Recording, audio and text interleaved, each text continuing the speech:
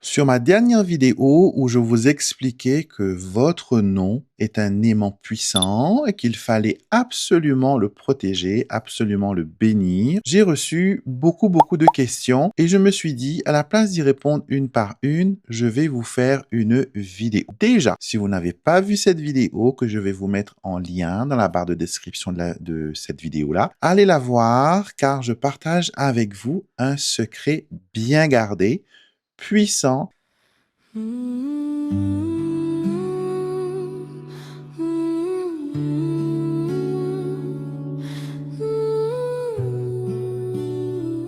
Hello les amis, bienvenue à tous, c'est Alexandre de la chaîne YouTube Alexandre Mosrock Oracle et Divination. Je suis super heureux de vous accueillir aujourd'hui pour cette nouvelle vidéo avec mon petit camarade Zourit, qui est, voilà, celui qui neutralise le mauvais œil. Donc si vous avez le mauvais œil, ce petit objet qui est là va vous permettre de briser cela.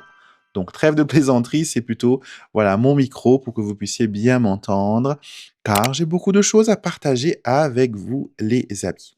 Donc, dans la dernière vidéo, comme je l'ai dit, je partageais avec vous un rituel simple, puissant, efficace, qui vous permet de bénir votre nom. Qu'à chaque fois que votre nom soit prononcé en mal, surtout en mal, mais aussi en bien, que plus de prospérité, plus d'argent, plus de chance, plus de belles énergies vous soient envoyées et tombent sur vous. Donc, je vais vous expliquer comment faire ce petit rituel et après, on le met dans son téléphone parce que le téléphone, c'est ce qu'on emmène partout avec soi. Et des fois, voilà, on ne peut pas emmener son sac à main, on ne peut pas emmener ses affaires personnelles. Dans une réunion, par exemple, vous ne pouvez pas emmener de sac ou de sachet gris-gris ou etc.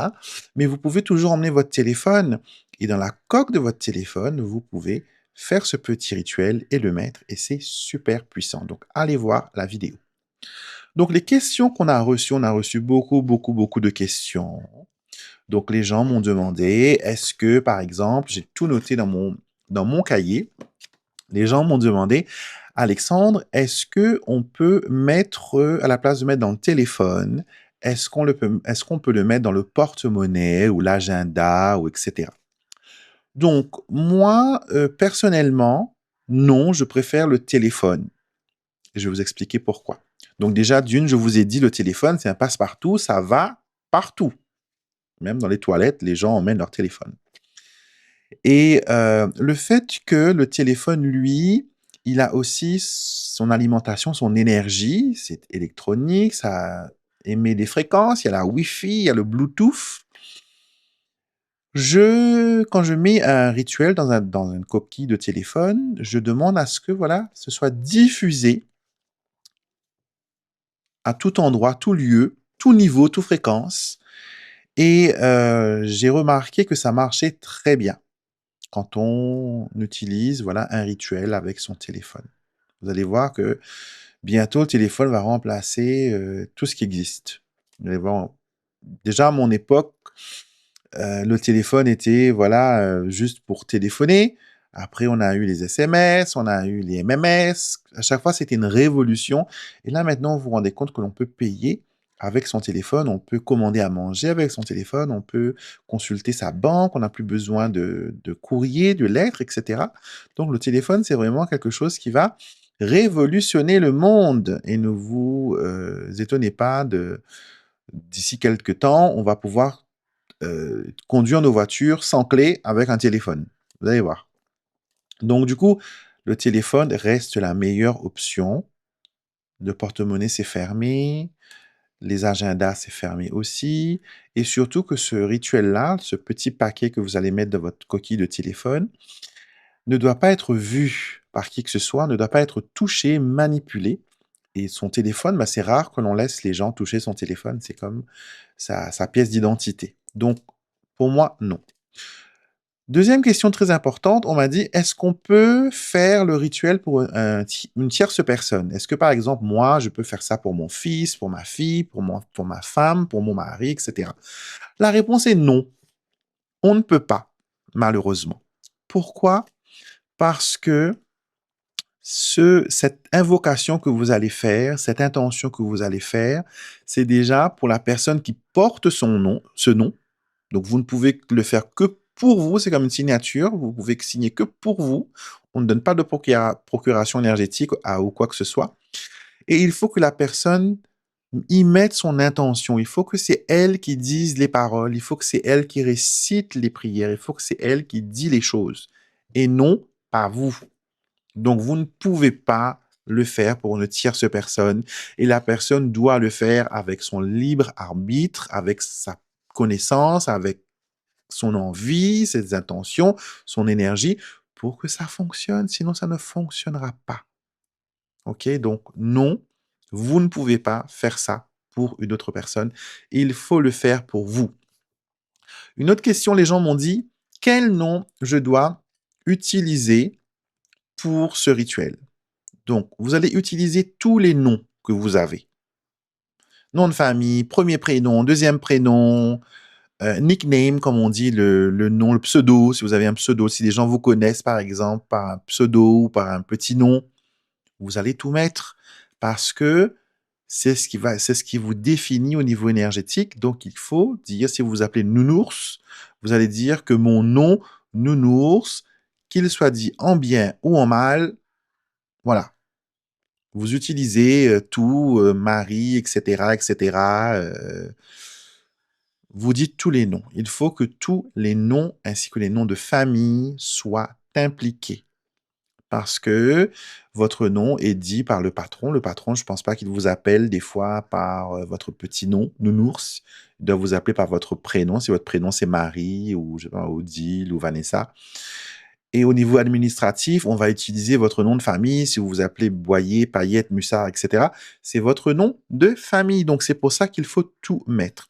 On peut même préciser, dire que mon nom, moi, je sais pas, Jean-Patrick Boyer, appelé Nounours, né le 20-03-2010. Vous pouvez aussi mettre votre date de naissance, y écrire votre date de naissance pour préciser. Au fait, énergétiquement, on va vous envoyer des énergies positives. C'est pour ça qu'il faut mettre vos coordonnées. C'est comme si que on veut vous envoyer un colis. Vous avez gagné un pack cadeau, on veut vous envoyer un colis, mais on ne connaît pas votre adresse, on ne connaît pas votre nom, on connaît votre voix, mais on ne connaît pas votre nom. On n'a pas vos coordonnées, donc c'est pour ça on le fait. OK? Alors, je vous avais montré aussi que dans le rituel, on pouvait utiliser de l'encens. Donc, comme je le dis toujours, les amis, moi, j'utilise de l'encens avec du riz. Je vais prendre mon porte-encens pour vous le montrer. Attendez une seconde. Voilà, moi, j'ai un vase. Ouais, c'est un pot de fleurs, vase à fleurs. J'aime bien cette forme-là parce qu'elle est conique. Et du coup, dedans, vous allez voir là, ce truc-là, je sais pas si ça va faire le focus. C'est du riz. C'est du riz que je mets dans mon vase et je vais allumer mon encens. Par exemple, là, j'ai du Palo Santo qui sent extrêmement bon. Donc, je vais d'abord le piquer dans mon petit vase, comme ça. Voilà, bien au milieu. OK. Et je vais utiliser une allumette, un briquet, ce que vous avez hein, pour allumer. Donc, je vous montre en même temps parce que c'est pas tout le monde qui sait comment on allume de l'encens. Donc voilà, on laisse le bout allumé quelques secondes, quelques dizaines de secondes. Vous allez voir, ça va flamber. Et après, on va éteindre la flamme. Il ne faut pas souffler dessus, les amis, hein, parce qu'on ne veut pas éteindre la magie. Donc, on utilise une plume, par exemple, si vous avez des plumes. Là, j'ai rien là sous la main. Vous pouvez utiliser votre plume ou sinon avec la main, tout simplement, vous faites ça. Et voilà, votre encens, il est allumé. Donc, moi, j'allume dans du riz quand je veux attirer, quand je veux attirer l'abondance, la prospérité, la richesse, quand je veux planter une intention, quand je veux semer une bénédiction, j'utilise le riz. Et quand j'ai terminé, ce riz-là, bien sûr, je ne vais pas le jeter parce qu'il est encore bon. OK? Donc, À chaque fois que j'aurai envie d'attirer quelque chose, d'avoir de bonnes énergies, je vais mettre de l'encens à chaque fois. Ce petit pot-là reste, voilà, à l'entrée de la maison. Et je vous ai fait, ou je vais vous faire, je sais plus quand ça va être publié, une vidéo, une série de vidéos sur les encens, où je vous expliquais, c'est une vidéo courte, hein, peut-être je vais la mettre en fin de vidéo. Donc, regardez bien jusqu'à la fin. Je vais vous mettre ça, un petit bonus, petit cadeau, le secret de l'encens. Et ça va vous permettre de savoir, par exemple, pour quelle intention, où mettre l'encens. Parce que l'endroit où vous allez le mettre à brûler est aussi important. Dans la maison, dans le bureau, à l'entrée, voilà. OK? Et du coup, ça, je garde pendant beaucoup de temps, on va dire. Quand je vois que le riz commence à être trop, parce qu'il y a eu de la cendre, être trop sale, ce que je vais faire, tout simplement, c'est que je vais fouiller un trou dans la terre, dans mon jardin, par exemple. Sinon, si vous avez pas de jardin, vous le faites dans un pot de fleurs. Et je vais verser ce riz-là dans la terre pour planter, ancrer toutes ces prières, toutes ces énergies, etc. que j'ai fait. Oui. Donc, voilà, vous avez votre encens, vous le promenez partout dans la maison, vous le laissez dans des endroits stratégiques. Je vous ai dit dans la vidéo, je vais vous dire. Et voilà, donc vous gardez et après vous le plantez, vous réchangez, voilà, pour une prochaine utilisation. Mais vous n'êtes pas obligé, dès que l'encens est terminé, de jeter le riz. Vous voyez, donc vous pouvez. Ne mangez pas non plus parce que là, vous avez utilisé le côté spirituel, ok? Et en parlant de riz aussi, j'avais fait une vidéo où je vous expliquais que l'eau de riz avait aussi, l'eau de lavage du riz avait aussi une vertu spirituelle. Je vous ai donné un tips, un petit secret. Et les gens m'ont demandé, est-ce que le riz qu'on a lavé, est-ce qu'on peut le manger après? Bien sûr que oui, parce que vous avez utilisé que la première eau de lavage. Vous voyez? Donc après, le riz, lui, vous le cuisinez, vous le mangez, et faites ça quand vous allez faire du riz. Vous voyez? Ne le faites pas juste pour avoir l'eau, après vous laissez le riz gâter là-bas. Non, vous le faites quand vous allez cuisiner le riz, et vous allez le manger, ça va vous nourrir, ça va vous apporter de bonnes énergies, ça va être sympa. OK? Donc voilà, c'était les questions, les amis, que vous aviez sur la vidéo «Ton nom est un aimant puissant» et aussi sur le riz, l'eau de riz. Donc si vous avez des questions, n'hésitez pas, j'essaierai de répondre, soit par commentaire ou tout simplement par vidéo, comme là. Comme ça, vous avez toutes les informations et toutes les réponses. Je vais lier aussi la vidéo précédente à celle-là. Comme ça, vous avez un follow-up. Et donc, merci pour vos likes, merci pour vos abonnements. C'est totalement gratuit, les amis, hein. Il n'y a rien à payer. Au contraire, il y a plein de bénéfices d'être abonné à ma chaîne. D'office, vous avez les rituels de lunaison où vous êtes dedans, parce que tous mes abonnés sont dedans. Donc, vous bénéficiez de prières, de neuvaines, de choses comme ça. Et après, ça vous permet aussi d'être les premiers à savoir quand une vidéo intéressante arrive et je partage beaucoup sur ma chaîne. Donc voilà, je vous souhaite à tous une belle journée. Je suis évidemment disponible en consultation si vous en ressentez le besoin. Toutes les infos en barre de description de la vidéo. Donc voilà, prenez soin de vous les amis. Je vous dis à très vite pour une prochaine vidéo.